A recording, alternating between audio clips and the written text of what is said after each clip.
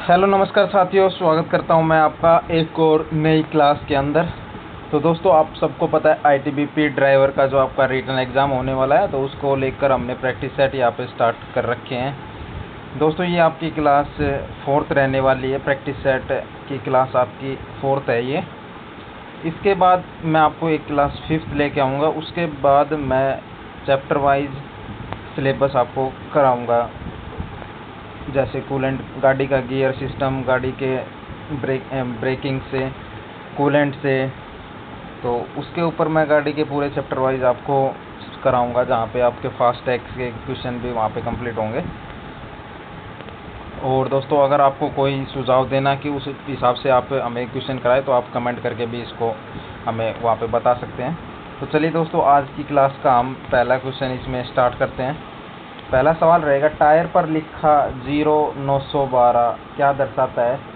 तो टायर के ऊपर काफ़ी मार्किंग की जाती है, उसके अंदर अलग अलग प्रकार से वहाँ पे लिखा जाता है शब्दों में। कुछ टायर के ट्रेड को बताती है, कुछ टायर के बिड को बताती है, कुछ टायर की फ्लाई रेटिंग्स बताती है, कुछ मैन्युफैक्चरिंग बताती है। तो उस हिसाब से ये टायर पर लिखा 0912 क्या दर्शा रहा है।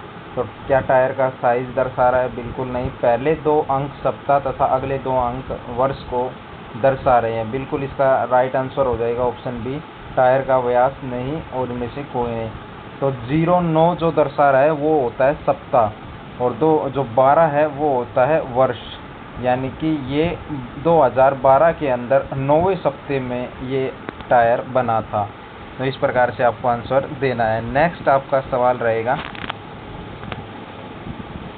एड ब्लू किस इंजन में नियमित रूप से जांचना पड़ता है। तो अच्छा सवाल है। जो एड ब्लू होता है ये किस इंजन में नियमित रूप से जांचना पड़ता है। तो दोस्तों, आजकल ये जो BS6 इंजन आपके आ रहे हैं उनके अंदर ये जांचना पड़ता है। नेक्स्ट दोस्तों, आपका सवाल रहेगा, ढलान वाली सड़क पर वाहन पार्क करते समय स्टीयरिंग किस ओर मोड़ना चाहिए। तो अच्छा क्वेश्चन है, ये पूछा गया है एग्जाम में। लेफ्ट और राइट और सीधा या किसी भी दिशा में। तो इसका राइट आंसर हो जाएगा आपका राइट साइड की ओर टायर के उसको मोड़कर हम वहाँ पे ढलान वाली सड़क पे खड़ा करना चाहिए हमें अपने व्हीकल को। नेक्स्ट दोस्तों, आपका क्वेश्चन रहने वाला है, यदि तेज़ गति में वाहन का पिछला भाग दाईं ओर फिसले तो स्टीयरिंग किस ओर घुमाएंगे। तो किस ओर घुमाएंगे दोस्तों, इसका आंसर आपका राइट की ओर, लेफ्ट की ओर, स्ट्रेट की ओर, या इनमें से कोई नहीं। तो सही आंसर हो जाएगा आपका बाईं ओर। नेक्स्ट आपका क्वेश्चन रहने वाला है आपका, BS4 वाहन का PUCC प्रमाण पत्र कितने समय तक वैध होता है। तो सभी आपको पता होगा, PUC जो सर्टिफिकेट है वो कितने महीने तक वैलिड होता है, वो आपका 6 मंथ तक वैलिड होता है। नेक्स्ट आपका सवाल रहेगा, सावधानी संकेत कोजन साइन का आकार क्या होता है। तो ये आपको पता है 3 प्रकार के रोड साइन होते हैं, जिसमें हमारा एक रोड साइन आयत के अंदर होता है, एक वर्गाकार होता है, और एक हमारा त्रिभुज के अंदर होता है। तो इनमें से कोजनरी साइन कौन सा होता है, ये हमारा जो चेतावनी देता है कि आगे इस प्रकार हो सकता है, अपना ध्यान रखें। तो ये इसी की पूछ रहा है, यानी सावधानी संकेत, चेतावनी संकेत। तो उसका क्या हो जाएगा आपका ऑप्शन बी, ट्राइंगुलर। ये आपका कौन सा होता है, इंफॉर्मेटिव, और ये कौन से होते हैं, मैंडेटरी आपके। चलिए दोस्तों, नेक्स्ट सवाल पर चलते हैं। चालक निम्न में से कहाँ वाहन पार्क कर सकता है। तो चालक अपनी गाड़ी कहाँ पे खड़ी कर सकता है, सड़क के मोड़ पर, जंक्शन पर, ठोस सफ़ेद रेखा के पास, या उपरोक्त में से कोई नहीं। तो कहाँ पर खड़ी करेगा, ठोस सफ़ेद रेखा के पास में। नेक्स्ट आपका सवाल रहेगा, केंद्रीय सरकारी वाहनों के लिए कौन सा दस्तावेज आवश्यक नहीं है। तो जो गवर्नमेंट के व्हीकल होते हैं उनके लिए कौन सा डॉक्यूमेंट वहाँ पे ज़रूरी नहीं है। RC ज़रूरी है, पोल्यूशन ज़रूरी है, इंश्योरेंस ज़रूरी है, लेकिन हेल्थ सर्टिफिकेट इसके अंदर ज़रूरी नहीं है। नेक्स्ट आपका सवाल रहेगा, यदि 30 PSI की जगह 44 PSI हवा भर दी जाए तो क्या गड़बड़ी होगी गाड़ी के अंदर, टायर्स में। ऊबड़ खाबड़ सवारी, टायर के बीच में अधिक घिसाव, टायर फटने की संभावना, ऑल ऑफ अबाव। तो इसका राइट आंसर क्या हो जाएगा? ऑप्शन डी करेक्ट हो जाएगा। नेक्स्ट आपका सवाल है, मोटर व्हीकल एक्ट की धारा 185 किससे संबंधित है? तो धारा 184 तो आपको पता है डेंजरस ड्राइविंग की है। तो ये नेक्स्ट पूछ रहा है 185। तो नशे में वाहन चलाना, बिना हेलमेट के वाहन चलाना, ओवरलोडिंग की, ओवर स्पीडिंग की तो 112 है। तो ओवरलोडिंग की, राइडिंग विदाउट हेलमेट 127 है आपकी। नशे में वाहन चलाना या अब ये बच गया ओवरलोडिंग। तो इनमें से किसकी आपकी रहने वाली है? तो ये आपकी नशे में वाहन चलाना। नेक्स्ट है आपकी, यदि 2 पहिया लाइसेंस के बाद LMV जोड़ा जाए तो आप क्या चला सकते हैं? यदि 2 पहिया लाइसेंस के बाद LMV जोड़ा जाए, पहले आपके पास बाइक का लाइसेंस था जिसके अंदर 2 पहिए थे, अब ये कह रहा है उसके बाद LMV यानी कि लाइट मोटर व्हीकल जोड़ा जाए तो आप क्या चलाओगे?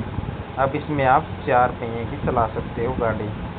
तो केवल 2 पहिया गलत हो जाएगा, 2 पहिया एवं 4 पहिया बिल्कुल राइट आंसर हो जाएगा। केवल 4 पहिया गलत हो जाएगा, वो इनमें से कोई नहीं। तो नेक्स्ट आपका सवाल रहेगा दोस्तों, तेज गति पर दायां आगे का टायर फट जाए तो क्या करेंगे? अचानक ब्रेक लगाएंगे, स्टीयरिंग को मजबूती से पकड़कर बाईं ओर मोड़े, स्टीयरिंग को मजबूती से पकड़कर दाईं ओर मोड़े, या इनमें से कोई नहीं। तो इसका राइट आंसर हो जाएगा, तेज गति पर दायां आगे का टायर फट जाए तो क्या करेंगे हम? तो राइट आंसर हो जाएगा इसका ऑप्शन सी, दाईं ओर मोड़ेंगे हम। एक्वाप्लेनिंग में कौन सा कारक योगदान नहीं देता? तो आपका नेक्स्ट ये अच्छा सवाल है इसके अंदर। तो कौन सा कारक योगदान नहीं देता है एक्वाप्लेनिंग में? टायर की स्थिति, सड़क पर पानी, वाहन की गति या गियर ऑयल की स्थिति। तो इसका आंसर क्या हो जाएगा?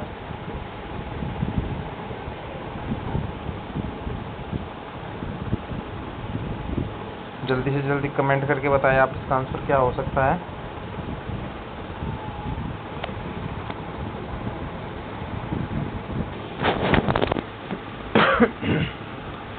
तो दोस्तों आपको एक्वाप्लेनिंग बता देता हूँ मैं। एक्वाप्लेनिंग होती क्या है? जब दोस्तों बारिश होती है तो रोड के ऊपर पानी भर जाता है, उसी पानी के ऊपर हमारी गाड़ी चलने लगती है।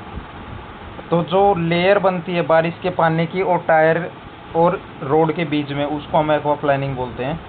तो उसके अंदर टायर की स्थिति भी काम आपकी करेगी, सड़क पर पानी है, वाहन की गति भी आपको नियंत्रित रखनी पड़ेगी, लेकिन गियर ऑयल की स्थिति आपको इसमें कोई बेनिफिट, कुछ इसमें कोई साथ नहीं देने वाली।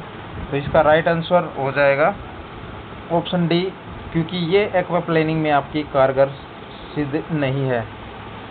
तो ये इसका राइट आंसर हो जाएगा ऑप्शन डी। नेक्स्ट क्वेश्चन पर चलते हैं, वाहन का माइलेज किस पर निर्भर करता है?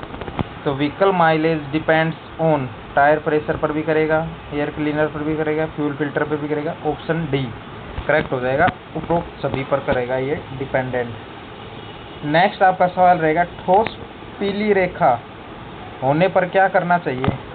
ओवरटेक कर सकते हैं? नहीं। हॉर्न बजाकर ओवरटेक करें? नहीं। डिपर देकर ओवरटेक करें? नहीं। पीली रेखा पार न करें। ठोस पीली रेखा होने पर क्या करना चाहिए? पीली रेखा पार नहीं करें। तो दोस्तों एक क्वेश्चन का आंसर गलत दे दिया था मैंने, मैं उसको एक बार सही कर देता हूँ। आपका ये क्वेश्चन रहने वाला था, हाँ ये वाला, चालक निम्न में से कहाँ वाहन पार्क कर सकता है? तो इसका ऑप्शन हो जाएगा कहीं पे भी नहीं कर सकता, वो अपनी पार्किंग के अंदर ही गाड़ी को पार्क करेगा। सड़क मोड़ पर भी नहीं करेगा, जंक्शन पे भी नहीं, ठोस सफ़ेद रेखा मैंने बताया था यहाँ पे भी नहीं। इसका आंसर आएगा उपरोक्त में से कोई नहीं।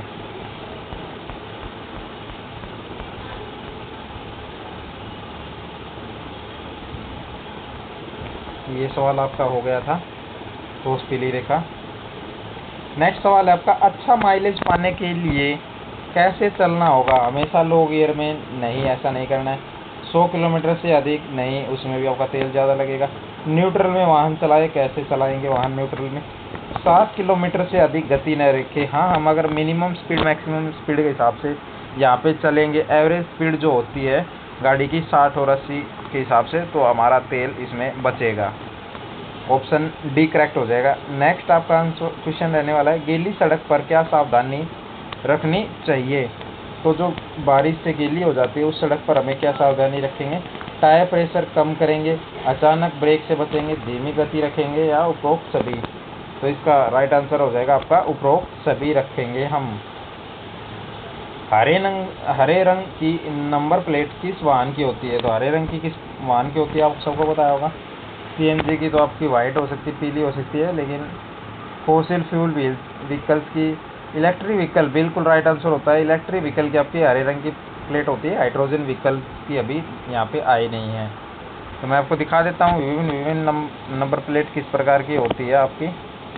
तो सफ़ेद रंग की आपकी देख सकते हो निजी प्राइवेट वाहन की होती है। पीली नंबर होती है कमर्शियल वाहन की। हरे रंग की होती है इलेक्ट्रिक वाहन की। लाल नंबर प्लेट होती है अस्थायी टेम्परेरी रजिस्ट्रेशन वाहनों के लिए। काली नंबर प्लेट होती है सेल्फ ड्राइव रेंटल वाहनों के लिए। नंबर 6 ब्लू प्लेट होती है विदेशी दूतावासों और राजनयिक मिशनों के वाहन के लिए। तीर अशोक चिन्ह वाले नंबर प्लेट जो इस प्रकार के तीर की बनी होती है, तो वो आपके आर्मी और भारत के अधिकारियों के वाहन की होती है। तो ये दोस्तों आपको पता होना चाहिए विभिन्न प्रकार की नंबर प्लेटों के रंग। वाहन चालक धीमा करने का संकेत कैसे देगा। तो चालक किसी भी गाड़ी को अगर धीरे कर रहा है तो हाथ से संकेत वो किस प्रकार से देगा। दायां हाथ ऊपर उठाकर, बिल्कुल नहीं। दायां हाथ बाहर निकालकर हथेली नीचे रखते हुए ऊपर नीचे हिलाकर, बिल्कुल राइट आंसर हो जाएगा। दायां हाथ सीधा बाहर रखकर हथेली आगे नहीं, हाथ को गोल घुमाकर, ये भी नहीं। तो इसका right answer option B correct हो जाएगा। नेक्स्ट आपका सवाल रहने वाला है, रात्रि यात्रा शुरू करने से पहले वाहन में क्या जांच करनी चाहिए। हेडलाइट देखनी चाहिए बिल्कुल, सिग्नल लाइट इंडिकेटर बिल्कुल देखनी चाहिए, ब्रेक लाइट भी देखनी चाहिए, ऑल ऑफ द अबव। तो ऑप्शन डी इसका करेक्ट हो जाएगा।